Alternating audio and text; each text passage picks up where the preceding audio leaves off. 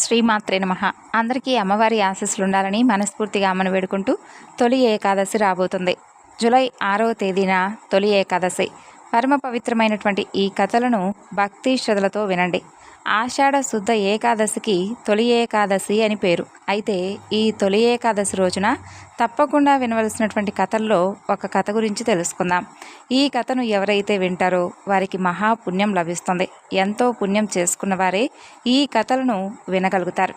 మరి ఈరోజు మనం శ్రీమన్నారాయణుల వారిని మనస్ఫూర్తిగా తలుచుకొని ఈ కథను ఒక్కసారి విని స్వామి సాయుధ్యాన్ని పొందుదాం. తొలి ఏకాదశి అనేది పరమ పవిత్రమైనటువంటి రోజు. శ్రీ మహావిష్ణువు యోగ నిద్రలోకి వెళ్ళేటటువంటి మహత్తరమైనటువంటి రోజు. ఈ రోజున ఉపవాసం ఉండి నిష్ఠతో శ్రీ మహావిష్ణువును తలుచుకుంటే సకల పాపాలు హరించి మోక్షం లభిస్తుందని పురాణాలు చెబుతున్నాయి. అలాంటి ఏకాదశి వ్రతం యొక్క గొప్పతనాన్ని తెలియజేసేటటువంటి ఒక అద్భుతమైనటువంటి కథ ఇది. పూర్వకాలంలో ఒక విశాలమైనటువంటి అడవి ఉండేది. ఆ అడవిలో ఒక పిచ్చుక ఉండేది. దానికి లోక జ్ఞానం పెద్దగా లేదు. ధర్మం, దైవం, పుణ్యం, పాపం ఇవేమీ కూడా దానికి తెలియవు. దాని ఆలోచనలన్నీ కూడా కేవలం ఆకలి తీర్చుకోవడం, కడుపు నింపుకోవడం, అలా పిల్లి వలె శత్రువుల నుండి ప్రాణాలు కాపాడుకోవడం వరకు మాత్రమే పరిమితం. ప్రతి ఉదయం లేవగానే ఆహారం కోసం పరుగులు తీస్తూ ఉండేది ఆ పిచ్చుక. ఇక చీకటి పడేసరికి తన గూటికి చేరుకునేది. ఇదే దాని యొక్క నిత్యకృత్యం. అదే అడవికి ఆనుకొని ఉన్నటువంటి ఒక పెద్ద రాజ్యానికి అమరసింహుడు అనేటటువంటి ఒక మహారాజు ఆ రాజ్యాన్ని పరిపాలిస్తూ ఉండేవాడు. ఆయన చాలా శక్తివంతుడు, ధనవంతుడు, కానీ అహంకారి. తాను చేసేటటువంటి దానాలు, ధర్మాలు, పెద్ద పెద్ద యజ్ఞాలు తనను మాత్రమే గొప్పవాడిగా నిరూపిస్తూ ఉంటాయని, వాటి ద్వారా మాత్రమే తనకు మోక్షం లభిస్తుందని చెప్పి ప్రగాఢంగా నమ్మేవాడు ఆ అమరసింహుడు అనేటటువంటి రాజు. ప్రజల పట్ల దయ, నిస్వార్థ ఇటువంటి సేవల కన్నా కూడా తన యొక్క గొప్పతనాన్ని చాటుకోవడానికై ఎక్కువగా ప్రాధాన్యత ఇస్తూ ఉండేవాడు. అయితే ఒకనాడు ఆహారం వెతుక్కుంటూ వెళ్తున్నటువంటి పిచ్చుక ఆ అడవిలో ఒక మహర్షి ఆశ్రమం దగ్గరకు చేరుకుంటుంది. ఆ ఆశ్రమంలో మహర్షి తన శిష్యులకు తొలి ఏకాదశి ప్రాముఖ్యత గురించి వివరిస్తూ ఉంటాడు. అక్కడికి దగ్గరలో ఒక చెట్టు కొమ్మపై కూర్చొని ఉన్నటువంటి పిచ్చుక వారు ఏం మాట్లాడుకుంటున్నారని చెప్పి వింటూ ఉంటుంది. అప్పుడు ఆ మహర్షి గంభీరమైనటువంటి స్వరంతో, ఓ శిష్యులారా, ఈరోజు శ్రీ మహావిష్ణువు యోగ నిద్రలోకి వెళ్ళేటటువంటి పవిత్రమైనటువంటి రోజు తొలి ఏకాదశి. ఈ రోజున ఉపవాసం ఉండి ఆహారం తీసుకోకుండా మనస్ఫూర్తిగా నారాయణ నారాయణ అని అనుకుంటూ శ్రీ మహావిష్ణువును కనుక తలుచుకుంటే సమస్త పాపాలు నశించి మరణానంతరం వైకుంఠ ప్రాప్తి లభిస్తుంది. ఇది కేవలం మానవులకే కాకుండా సకల జీవరాశికి వర్ణిస్తుంది. కేవలం భక్తి, శ్రద్ధ మాత్రమే ముఖ్యం, కానీ ఆడంబరాలు అస్సలే కాదని చెబుతాడు. ఆ మాటలన్నీ కూడా వింటున్నటువంటి ఆ పిచ్చుకకు బాగా ఆశ్చర్యం వేస్తుంది. ఈ ఒక్కరోజు ఉపవాసం ఉంటే నిజంగా ఇంత గొప్ప పుణ్యం వస్తుందా? నిజంగా నేను నా జీవితం అంతా కూడా కేవలం ఆహారం కోసమే బ్రతికానే. అయ్యయ్యో, నాకు ఎన్నో పాపాలంటి ఉంటాయే. ఇల్లుల నుండి తప్పించుకోవడానికి చేసినటువంటి పాపాలు, పురుగులను చంపి తినడం వల్ల వచ్చినటువంటి పాపాలు, ఇవన్నీ కూడా నేను వీటన్నిటి కోసం పడినటువంటి ఆరాటం, వీటన్నిటికీ కూడా ఒక్కరోజు ఉపవాసం ఉంటే ఆ పాపాలన్నీ పోతాయా అని చెప్పి ఆలోచించుకుంటూ ఉంటుంది. మహర్షి మాటలు దాని చిన్న మనసులో బాగా నాటుకుపోతాయి. దాంతో ఆ పిచ్చుక ఏవైతే అది అవుతుందిలే అని చెప్పి ఈరోజు ఎలాగైనా కానీ ఉపవాసం ఉందామని చెప్పి గట్టిగా నిశ్చయించుకుంటుంది. దాంతో అది ఆ తొలి ఏకాదశి రోజున ఏమీ తినకుండా అలాగే ఉంటుంది. తన జీవితంలో ఎప్పుడూ కూడా కడుపు మార్చుకొని ఆ పిచ్చుక ఉపవాసం ఉండడం అస్సలు చేసేరగదు. చాలా కష్టంగా అనిపిస్తుంది పిచ్చుక ఆ రోజు. ఆకలితో, అలసటతో దాని ప్రాణాలు విలవిల్లాడుతూ ఉంటాయి. అయినా కూడా ఆ మహర్షి చెప్పినటువంటి ఆ యొక్క సకల పాపాలు నశించడం కోసమై ఆ మహర్షి మాటలను గుర్తు తెచ్చుకొని ఎలాగైనా కానీ ఈ వ్రతాన్ని పూర్తి చేయాలని చెప్పి పట్టుదలతో ఉంటుంది. అయితే అది ఎందుకు ఇంత పట్టుదలతో ఉందో కానీ దానికి కూడా సరిగ్గా తెలియదు. కానీ ఏదో తెలియనటువంటి ఒక శక్తి దానిని ముందుకు నడిపిస్తూ ఉంటుంది. పగలు గడిచి రాత్రి కూడా గడుస్తుంది. ఆ రాత్రికి అది ఇంకా బలహీనంగా ఆ చెట్టు కొమ్మపైనే కూర్చొని ఆకలి బాధను మర్చిపోయేటటువంటి ప్రయత్నంలో నారాయణ నారాయణ అంటూ తన మనసులో చెప్పుకుంటుంది. విష్ణుమూర్తి గురించి దానికి సరిగ్గా తెలియకపోయినా కూడా ఆ మహర్షి చెప్పినటువంటి ఆ పేరునే తలుచుకుంటూ ఉంటుంది. తెల్లవారేసరికి తొలి ఏకాదశి రోజు పూర్తిగా ఉపవాసం ఉండి ఆకలి దప్పుకులను భరించలేక ఆ పిచ్చుక చివరికి ప్రాణాలు విడుస్తుంది. అదే సమయంలో సరిగ్గా తొలి ఏకాదశి రోజు సాయంత్రం అమరసింహుడు అనేటటువంటి ఆ మహారాజుకు తీవ్రమైనటువంటి కడుపు నొప్పి, జ్వరం వస్తుంది. ఎంతమంది వైద్యులు వచ్చినా ఆ యొక్క వ్యాధిని నయం చేయలేకపోతారు. ఆయన ప్రాణాలు కూడా గాలిలో దీపంలో కొట్టుకుంటూ ఉంటాయి. ఇక అన్నదాన ధర్మాలు, యజ్ఞాలు చేసినా తనకు ఈ విధంగా ఎందుకుందని చెప్పి ఆ మహారాజు మనసులో మదన పడుతూ ఉంటాడు. పిచ్చుక ప్రాణం విడిచినటువంటి వెంటనే ఆకాశం నుండి దివ్యమైనటువంటి తేజస్సుతో విష్ణుదూతలు దిగి ఆ యొక్క పిచ్చుక ముందుకు వస్తారు. వారు పిచ్చుక ఆత్మను వైకుంఠానికి తీసుకెళ్తారు. పిచ్చుకకి ఏమీ అర్థం కాలేదు. నేను కేవలం ఒక చిన్న పిచ్చుకను, ఎప్పుడూ కూడా ఆహారం తప్ప వేరే ఆలోచన లేనిదాన్ని, నాకెందుకు ఈ వైకుంఠ ప్రాప్తి కలిగింది, ఈ వైకుంఠ ప్రాప్తి అసలు నాకు ఎలా వచ్చిందని చెప్పి ఆశ్చర్యపోతూ ఉంటుంది. అప్పుడు విష్ణుదూతలు చిరునవ్వుతో ఆ పిచ్చుకతో ఇలా అంటారు: ఓ చిన్నారి పిచ్చుక, నువ్వు తెలియకుండానే పవిత్రమైనటువంటి తొలి ఏకాదశి రోజున పూర్తిగా ఉపవాసం ఉన్నావు. అంతేకాకుండా నీకు తెలియకుండానే శ్రీ మహావిష్ణువు యొక్క నామాన్ని, నమో నారాయణ అనేటటువంటి ఈ నామాన్ని తలుచుకున్నావు. తొలి ఏకాదశి వ్రతాన్ని నిజమైనటువంటి భక్తితో, పట్టుదలతో ఆచరించిన వారికి మాత్రమే లభించేటటువంటి గొప్ప ఫలితం ఇదే. నీకు ధర్మం తెలియకపోయినా నీ అజ్ఞానంలో నువ్వు చేసినటువంటి నిస్వార్థ త్యాగం, ఆ భగవంతుడి యొక్క నామం పట్ల నీ అమాయకమైనటువంటి విశ్వాసం నీకు ఈరోజు మోక్షాన్ని ప్రసాదించిందని చెప్పి ఆ విష్ణుదూతలు పిచ్చుకతో చెబుతారు. దానికి ఆ పిచ్చుక ఆనందంతో పులకరించిపోతుంది. ఇంతసేపు మృత్యు అంచునున్నటువంటి ఆ అమరసింహుడు అనేటటువంటి ఆ మహారాజుకు కలలో శ్రీ మహావిష్ణువు దర్శనమిస్తాడు. విష్ణుమూర్తి ఆ రాజుతో ఇలా అంటాడు: అమరసింహ, నీవు చేసినటువంటి దాన ధర్మాలు గొప్పవే. అయినా అవన్నీ కూడా నీవు అహంకారంతో చేశావు. పేరు ప్రతిష్టలు కావాలనేటటువంటి కోరికతో చేశావు. ఈ తొలి ఏకాదశి రోజున నీకు దగ్గరలో ఉన్నటువంటి అడవిలో ఒక చిన్న పిచ్చుక ఉంది. తన ఆకలిని సైతం అది లెక్క చేయకుండా నా నామాన్ని తలుచుకుంటూ ప్రాణం విడిచిపెట్టింది. దానికి అసలు ధర్మం తెలియదు, దానం తెలియదు. కేవలం నా నామం పలకడం, ఉపవాసం ఉండడం మాత్రమే చేస్తుంది. అది అజ్ఞానంగా చేసిన నిస్వార్థమైనటువంటి భక్తితో చేసింది. దాన్ని చూసి నేనే ఆశ్చర్యపోయాననుకో. అయితే అసలైనటువంటి నిష్కర్మషమైనటువంటి కర్మ, నీవు నీ సంపదతో చేసినటువంటి దానాల కన్నా ఆ చిన్న పక్షి ఆకలితో చేసినటువంటి ఆ నిస్వార్థ ఉపవాసమే నాకు ఎక్కువగా ప్రీతిపాత్రమైంది. కాబట్టి చిన్న భక్తి నాకు చాలు అని చెప్పి శ్రీ మహావిష్ణువు ఆ రాజుతో చెబుతాడు. కల నుండి మేలుకున్నటువంటి మహారాజుకు తన అహంకారం అర్థమవుతుంది. తనకున్నటువంటి ధనం, అధికారం కన్నా నిస్వార్థమైనటువంటి భక్తి, దయ, కరుణలే స్వామికి నచ్చుతాయి, అవే గొప్పవని చెప్పి తెలుసుకుంటాడు. తాను చేసినటువంటి దానాలలో ప్రచారం కన్నా నిజమైనటువంటి దయకే విలువ ఇవ్వాలని చెప్పి తెలుసుకుంటాడు. అతనిలో అప్పటికప్పుడే మార్పు మొదలవుతుంది. ఆ మహారాజు వెంటనే లేస్తాడు. అప్పటికే తన జబ్బు తగ్గడమే కాకుండా ఆయన అంతకుముందు ఉన్నదానికంటే కూడా ఎక్కువ శక్తిని, ప్రశాంతతను పొందుతాడు. అప్పటి నుండి అమరసింహ మహారాజు అహంకారాన్ని విడిచిపెట్టి నిస్వార్థంగా ప్రజలకు సేవ చేయడం ప్రారంభిస్తాడు. తనకు కలిగినటువంటి సంపదను కేవలం తన గొప్పతనం కోసం కాకుండా నిజంగా అవసరం ఉన్నవారికి సహాయం చేయడం కూడా ప్రారంభిస్తాడు. ఈ విధంగా నిజంగా అవసరమైన వారికి సహాయం చేయడానికి ఆయన ఉన్నటువంటి సంపదలన్నీ కూడా ఉపయోగిస్తాడు. ఆయన రాజ్యంలో పేదలందరినీ కూడా ఆదుకుంటాడు. అంతేకాకుండా తొలి ఏకాదశి గొప్పతనాన్ని తెలుసుకొని ప్రతి సంవత్సరము కూడా తను ఆ వ్రతాన్ని పాటించడమే కాకుండా రాజ్యంలో ఉన్నటువంటి ప్రజలందరితో కూడా ఆ యొక్క తొలి ఏకాదశి వ్రతాన్ని తప్పనిసరిగా పాటించాలని చెప్పి దండోరా వేయిస్తాడు. అలా ఆయన పరిపాలనలో ప్రజలందరూ కూడా సుఖ సంతోషాలతో జీవిస్తారు. ఈ కథ ద్వారా మనం తెలుసుకున్నది ఏమిటంటే, నిజమైనటువంటి దైవభక్తి అనేది కేవలం ఆడంబరాలలో కాకుండా దాన ధర్మాలలో మాత్రమే ఉంటుంది. అదే నిస్వార్థలో ఉన్నటువంటి కరుణతో, అజ్ఞానంతో కూడా ఉన్నటువంటి ఇవన్నీ కూడా స్వామికి పనికిరావు. స్వచ్ఛమైనటువంటి విశ్వాసంతో ఉండేటటువంటి భక్తి, ప్రేమ, వాటికి స్వామి అంకితమైపోతాడట. కాబట్టి ఈ తొలి ఏకాదశి వంటి పవిత్రమైనటువంటి దినాల్లో మనసులో ఎలాంటి స్వార్థము లేకుండా చేసేటటువంటి చిన్నపాటి త్యాగము, దానము కూడా స్వామికి ఎంతో ప్రీతికరం.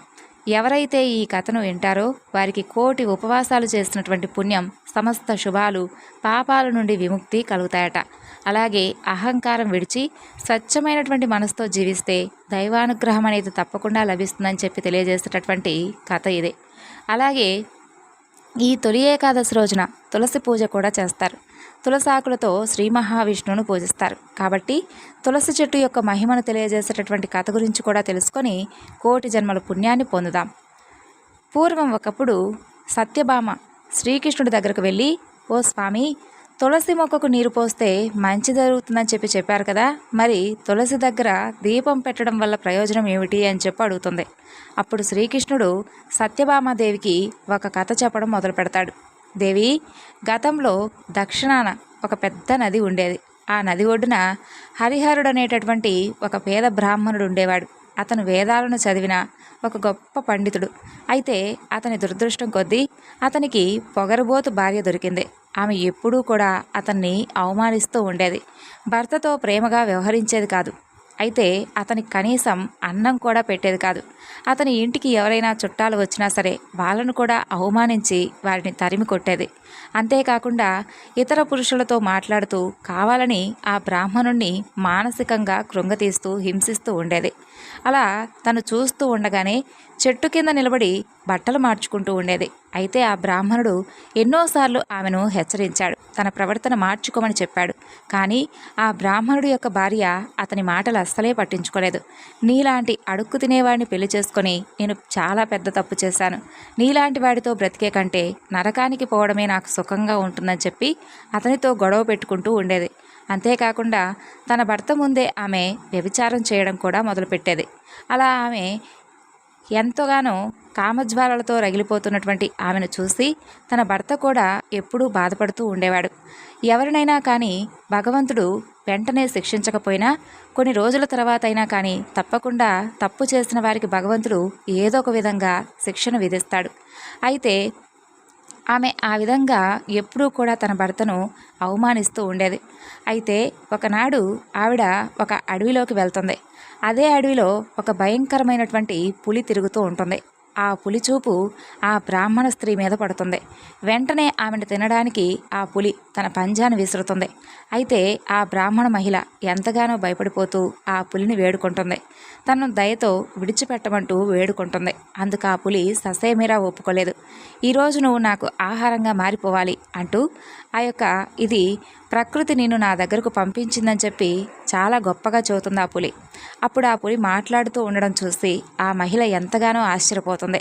నీవు సాదాసీదా పులివి కాదు, ఇంతకీ నువ్వు ఎవరు, నిజం చెప్పు అంటూ ఆ పులిని ప్రశ్నిస్తుంది. ఆమెను చంపి తినడం మానేసి తన జీవిత కథను చెప్పడం మొదలుపెట్టింది ఆ పులి. అదేమిటంటే, ఓ స్త్రీ, చూడు, నీలాంటి పాపాత్ములను, నీలాంటి పాపపు పనులు చేసేవారిని ఎప్పటికీ కూడా భగవంతుడు విడిచిపెట్టడు. అయితే నా గురించి అడిగావు కాబట్టి నేను నీకు నా కథ గురించి చెబుతాను, విను, శ్రద్ధగా వినని చెప్పి ఆ పులి తన యొక్క పూర్వజన్మ కథ గురించి చెప్పడం మొదలుపెట్టింది. ఒకప్పుడు దక్షిణ దిశ తీరంలో పవిత్రమైనటువంటి నది ఉండేది. అక్కడే ఒక బ్రాహ్మణుడు నివసిస్తూ ఉండేవాడు.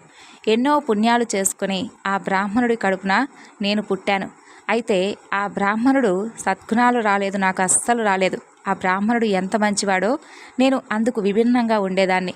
నాలో ధనాన్ని సంపాదించాలనేటటువంటి కోరిక విపరీతంగా పెరిగిపోయింది. దాంతో నేను అక్రమ మార్గంలో ధనాన్ని సంపాదించడం మొదలుపెట్టాను. అయితే ఎన్నో యాగాలు నిర్వహించాను, కానీ వాటికి కూడా ధనాన్ని ఆశించాను. ఎన్నో పాపపు పనులు చేస్తూ పాపాత్మల కోసం యజ్ఞాలు కూడా చేసి వాళ్ళ నుండి కూడా విలువైనటువంటి దానాలను స్వీకరించాను. అలా సమయం గడిచిపోతూ ఉంటుంది. నేను ముసలివాడినైపోయాను. కానీ నా మనసులో మాత్రం ధనాన్ని సంపాదించాలనేటటువంటి అత్యాశ మాత్రం పోలేదు. అయితే ఒక రోజున నది ఒడ్డుకు వెళ్ళి కొంతమంది పండితులతో కలిసి సక్రమమైనటువంటి పూజా విధానంలో కాకుండా తప్పుడు మంత్రాలు చదువుతూ పూజలు చేశాను. అయితే అదే సమయంలో ఒక వీధి కుక్క నా దగ్గరకు వచ్చింది. దాన్ని నేను తరిమి కొట్టాను, కానీ అది నా కాళ్ళను కొరికేసింది. కుక్క కాటు వల్ల నేను కొద్ది రోజులకి చనిపోయాను. నేను చనిపోయిన తర్వాత యమదూతలు ప్రత్యక్షమయ్యారు. అయితే ఎన్నో పాపాలు చేయడం వల్ల నాకు యమలోకంలో ఎన్నో శిక్షలు వేశారు. అలా కొన్ని 1000 సంవత్సరాల పాటుగా శిక్షలు అనుభవించిన తర్వాత తిరిగి నాకు ఇలా పులి రూపంలో జన్మ లభించింది. నా పూర్వజన్మ గురించి నాకు బాగా తెలుసు కాబట్టి నేను పుణ్యాత్ములను చంపుకు తినను అని చెప్పి ఒక ప్రతిజ్ఞ చేసుకున్నాను. కాబట్టే నీలాంటి పాపాత్ములైనటువంటి వాళ్ళను మాత్రం చంపి తింటే ఖచ్చితంగా నా పాపాలకు ప్రాయశ్చితం లభిస్తుందని చెప్పి ఆ తర్వాత ఆ పులి ఆ మహిళను చంపి తినేస్తుంది. ఆ తర్వాత ఆమెను యమదూతలు తీసుకుని వెళ్తారు. అయితే నరకానికి వెళ్ళిన తర్వాత ఆమెను యముడు ఇలా అంటాడు. ఆమె పాపకర్మలన్నీ కూడా చూసి చిత్రగుప్తుడు సైతం ఆశ్చర్యపోతాడు. ఆమె వ్యభిచారం చేయడమే కాకుండా భర్తను, అత్తమామలను నానా రకాలుగా హింసించి ఎన్నో పాపాలు చేసిందని చెప్పి తెలిసి ఆమెకు ఘోరమైనటువంటి శిక్షలు విధిస్తారు. ఎన్నో సంవత్సరాల పాటు అగ్నిగుండంలో ఆమెను కాల్చివేస్తారు. తరువాత ఆమె ఒక చండాలుడి ఇంట జన్మిస్తుంది. ఎలాంటి దాన ధర్మాలు, హిందూ సాంప్రదాయాలు తెలియనటువంటి ఇంట్లో పుట్టడం వల్ల ఆమె 20 సంవత్సరాల వరకు కూడా ఎన్నో అవస్థలు పడుతూ బ్రతుకుతుంది. ఆ తరువాత ఆమె ఒక నది ఒడ్డుకు వెళ్ళినప్పుడు అక్కడ కొంతమంది స్త్రీలు తులసి మొక్క ముందు దీపం వెలిగించడం చూస్తుంది. ఆడవాళ్ళందరూ కూడా తులసి మొక్కకు ఎందుకు పూజలు చేస్తూ ఉన్నారా అని చెప్పి ఆమె ఎంతగానో ఆశ్చర్యపోతూ వాళ్ళను ఆ వివరాలు కనుక్కుంటుంది. తులసిని పూజించడం వల్ల సర్వపాపాలు తొలగిపోతాయని చెప్పి తెలుసుకొని ఆమె కూడా తులసి ముందు దీపం పెట్టడం ప్రారంభించింది. అలా రోజులు గడిచిపోతూ ఉండగా ఒకనాడు అనుకోకుండా ఆమెకు అనారోగ్యం వస్తుంది. నిమిషాల్లో ఆమె చనిపోయిన తర్వాత ఆమె ఆత్మను నరకానికి తీసుకువెళ్ళడానికై యమదూతలు వస్తారు. ఆమెను వాళ్ళు నరకానికి తీసుకువెళ్తూ ఉండగా వైకుంఠ ద్వారపాలకులు యమదూతలను అడ్డుకుంటారు. మమ్మల్ని ఎందుకు అడ్డుకుంటున్నారని చెప్పి యమదూతలు వైకుంఠ ద్వారపాలకులను ప్రశ్నిస్తే అందుకు ఆ ద్వారపాలకులు, ఈ మహిళ ఎన్నో సంవత్సరాల పాటు తులసి మొక్క దగ్గర దీపం వెలిగించింది, పూజలు చేసింది కాబట్టి ఆమె చేసుకున్నటువంటి సర్వపాపాలు, జన్మజన్మల పాపాలు కూడా తొలగిపోయాయని చెప్పి ద్వారపాలకులు చెబుతారు. తులసి మొక్కను పూజిస్తే అలాంటి ఫలితం ఉంటుందని చెప్పి తెలియనటువంటి ఆ యమదూతలు ఆశ్చర్యపోయి మరిన్ని వివరాలు అడుగుతారు. అప్పుడు ఆ వైకుంఠ ద్వార పాలకులు తులసి గురించి ఇలా చెప్తారు. చూడండి, ఈ యొక్క తులసి నిజంగా నారాయణుడికి ఎంతో ప్రీతికరమైనది. ఎవరైతే తులసి కోట ముందు దీపం వెలిగిస్తూ ఉంటారో వారికి సర్వ సౌఖ్యాలు కలుగుతాయని చెప్పి వాళ్ళ యొక్క పాపాలన్నీ కూడా తొలగిపోతాయి. అంతేకాకుండా తులసి మొక్కను ఎవరైతే పూజిస్తూ ఉంటారో వారికి శ్రీ మహావిష్ణువు యొక్క అనుగ్రహం సంపూర్ణంగా లభిస్తుంది. ఓం నమో భగవతే వాసుదేవాయ అనే మంత్రాన్ని ప్రతినిత్యము కూడా జపిస్తూ తులసి మొక్కను ఎవరైతే ప్రతినిత్యము కూడా సూర్యాస్తమయ సమయంలో, సూర్యోదయ సమయంలో తులసి మాత ముందు దీపాన్ని వెలిగించి విష్ణువును స్మరిస్తారో వారికి తప్పక పుణ్యం లభిస్తుంది.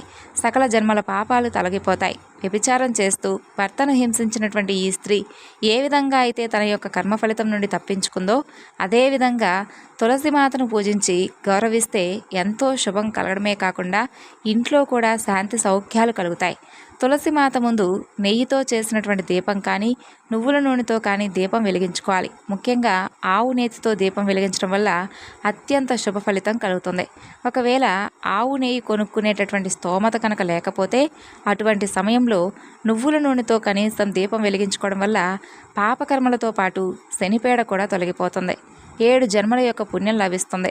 కాబట్టి తులసి ముందు తప్పకుండా దీపాన్ని వెలిగించుకొని దారిద్ర్యం దరిదాపుల్లో కూడా రాకుండా చూసుకోవాలి. ఇంట్లో ఎప్పుడూ కూడా సుఖ సంతోషాలు వెల్లివిరిసేలా చూసుకోవాలి. ఇప్పుడు మరొక చక్కని కథ గురించి తెలుసుకుందాం. ఒకనాడు పాండవాగ్రజుడైనటువంటి ధర్మరాజు శ్రీకృష్ణుడు చూసి, ఓ కృష్ణ, జనార్దన, ఆషాఢమాసం శుక్లపక్షంలో వచ్చేటటువంటి ఏకాదశి పేరేమిటి, దానిని ఆచరించే పద్ధతి ఏమిటి, దానిని ఆచరించడం వల్ల కలిగేటటువంటి ఫలితాలు ఏమిటని చెప్పి ప్రశ్నిస్తాడు. దానికి శ్రీకృష్ణుడు ధర్మరాజుతో ఇలా చెప్తాడు. ఓ ధర్మనందన, ఒకనాడు నారదుడు బ్రహ్మను ఇదే ప్రశ్న అడిగాడు. ఆ వివరాల గురించే ఇప్పుడు నేను నీకు చెబుతాను విన్ను అంటూ ఇలా చెప్పడం మొదలు పెడతాడు శ్రీకృష్ణుడు. ఓ ధర్మనందన, నారదుడు ఒకనాడు తన తండ్రిని సమీపించి, తండ్రి, ఆషాఢమాసం శుక్లపక్షంలో వచ్చేటటువంటి ఆ ఏకాదశి పేరేమిటి, విష్ణు ప్రీతార్థమై ఆ ఏకాదశి వ్రతం యొక్క విధానాన్ని నాకు తెలియజేయండి అని చెప్పి ప్రశ్నిస్తాడు. అది విన్నటువంటి బ్రహ్మదేవుడు అతనితో, ఓ నారద, ఏకాదశి వ్రతం అంతటి పవిత్రమైనటువంటి వ్రతం ఈ యొక్క భౌతిక జగత్తులో వేరే ఒక్కటి ఎక్కడా కూడా ఉండదు. సమస్త పాపాలను నశింపచేయడానికి మనిషి తప్పనిసరిగా ఏకాదశి వ్రతాన్ని పాటించాలి. ఏకాదశి వ్రత పరిపాలన చేయలేని వాడు నరకానికి గురవుతాడు. ఆషాఢ శుక్లపక్షంలో వచ్చే ఏకాదశి సమయంలో ఈ యొక్క ఏకాదశిని శయన ఏకాదశి, పద్మ ఏకాదశి అని చెప్పి అంటారు. ఈ యొక్క ఏకాదశికి శ్రీ మహావిష్ణువుకు ఎంతగానో ప్రీతికరమైనటువంటి ఏకాదశి కాబట్టి స్వామివారి యొక్క ఏకాదశి వ్రతమహత్యాన్ని తెలియజేసేటటువంటి కథ గురించి చెబుతాను వినంటూ బ్రహ్మదేవుడు నారదుల వారితో ఇలా చెప్పసాగాడు. ఓ నారదా, ప్రపంచ చక్రవర్తి రాజర్షి అయినటువంటి మాంధాత గురించి పురాణాల్లో చెప్పబడింది కదా. అతను సూర్యవంశంలో జన్మించాడు. పరమశక్తివంతుడు, సత్యసంధుడు. ఆయన ప్రజలను కన్నబిడ్డల్లాగా పరిపాలిస్తూ ఉండేవాడు. అతని రాజ్యంలో కరువు కాటకాలు ఉండేవి కాదు. ఏ విధమైనటువంటి రోగం ఉండేది కాదు. ప్రజలందరూ కూడా సుఖ సంతోషాలతో జీవిస్తూ సమృద్ధిగా ఉండేవారు. అయితే అతనికి ఆ యొక్క కోశాగారంలో సంపాదన ఎప్పుడూ కూడా అంటే అధర్మమైనటువంటి సంపాదన ఉండేదే కాదు. అంత మంచివాడు. ఆ ప్రకారంగా ఆ రాజు ప్రజలందరూ కూడా ఆనందంగా ఉండేలాగా చేస్తూ ఉంటాడు. కొన్ని సంవత్సరాల తరువాత విధవశాత్తుగా 3 సంవత్సరాలు వర్షాలు కురవలేదు. ఫలితంగా ప్రజలందరూ కూడా ఆకలి పీడితులై చింతాపూర్ణులై ఉన్నారు. ఆహార కొరత వలన కలిగినటువంటి ఆ దుఃఖ ఫలితంగా యజ్ఞయాగాదులు, వేదాధ్యయనం నిలిచిపోయాయి. అప్పుడు ప్రజలందరూ కూడా రాజు వద్దకు వెళ్ళి అతనితో ఇలా అన్నారు. రాజా, మేము చెప్పేది శ్రద్ధగా ఆలకించండి. శాస్త్రాలలో నారం అంటే జలం అని చెప్పబడింది కదా. మరి భగవానుడు దానిలో వసించువాడు కాబట్టి నారాయణుడు అయ్యాడు. మేఘ రూపంలో అతను సర్వవ్యాప్తివై ఉన్నాడు. వర్షం కురియటకు అతను ఒక్కడే కారణుడు. కాబట్టి వర్షం వలన ధాన్యం ఉత్పత్తి అవుతుంది. ధాన్యంపై ఆధారపడి జీవులందరూ కూడా బ్రతుకుతున్నాం. ప్రస్తుతం ఆ ఆహార కొరత వలన మీ ప్రజలం మేమే దిక్కుదోచక ఎంతగానో బాధపడుతున్నాం. కాబట్టి ఓ రాజోత్తమ, ఈ యొక్క విపత్కర పరిస్థితికి ఏదో ఒక పరిష్కారాన్ని కనుక్కొని మాకు తిరిగి శాంతిని, సమృద్ధిని ప్రసాదించండి అంటూ వేడుకుంటారు. ప్రజల మాటలు విన్నటువంటి ఆ రాజు వారితో ఇలా చెప్తాడు. మీరు చెప్పింది కూడా నిజమే. అన్నం పరబ్రహ్మ స్వరూపం. జీవులందరూ కూడా అన్నం పైన ఆధారపడి జీవిస్తారు. రాజు చేసినటువంటి పాపాల వల్లే రాజు, అతని ప్రజలు కష్టాల పాలవుతారని పురాణాల్లో చెప్పబడింది. కాబట్టి నేను చేసినటువంటి దోషం ఏమిటో కానీ నా బుద్ధితో నేను తెలుసుకోలేకపోతున్నాను. అయినా నా ప్రజలైనటువంటి మీకోసం నేను ఏదో ఒకటి చేస్తానని చెప్తాడు. ఈ విధంగా పలికినటువంటి ఆ మాంధాత ముఖ్య సైన్యాన్ని తీసుకొని బ్రహ్మకు నమస్కరించి అరణ్యంలోకి ప్రవేశిస్తాడు. అలా మాంధాత అరణ్యంలో నిత్యము కూడా ఋషి ఆశ్రమాలను సందర్శిస్తూ ఉండేవాడు. అడవిలో తిరుగుతూ ఉన్నప్పుడు అదృష్టవశాత్తుగా అతను బ్రహ్మ తనయుడైనటువంటి అంగీరస మునిని కలుస్తాడు. బ్రహ్మ తేజస్సుతో వెలిగిపోతున్నటువంటి ఆ అంగీర ఋషి తన యొక్క తేజస్సుతో నలుదిక్కులను ప్రకాశింపచేస్తూ ఉంటాడు. రాజు ఆయన్ను చూడగానే తన యొక్క వాహనం నుండి కిందకు దిగి పాదాభివందనం చేస్తాడు. ఆ ఋషి ఆ రాజును ఆశీర్వదిస్తాడు.